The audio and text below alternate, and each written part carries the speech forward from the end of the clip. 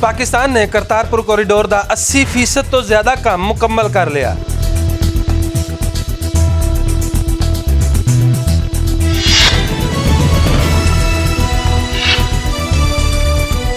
Border की zero line तो लैके गुरुद्वारा दरबार साहब तक मरकजी सड़क ते रावी दा पुल मुकम्मल तौर ते तैयार है ते नाल गुरुद्वारा साहब दे आले दुआले बनाईयां जान वालियां इमारतां दी तमीर भी मुकम्मल हो गई है। बस फिनिशिंग दा काम जारी है। उम्मीद है कि पाकिस्तान मुकर्रर किए गए वक्त तो पहला ही मंसूबा मुकम्मल कर लवेगा।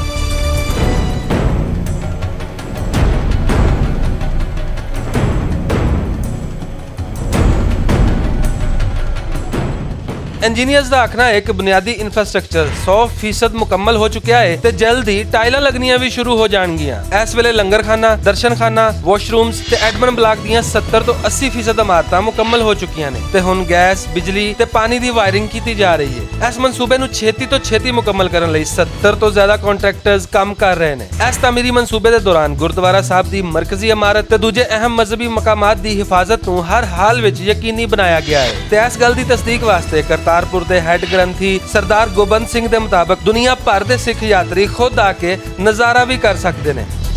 असगर अली, भुलेखा टीवी, लाहौर।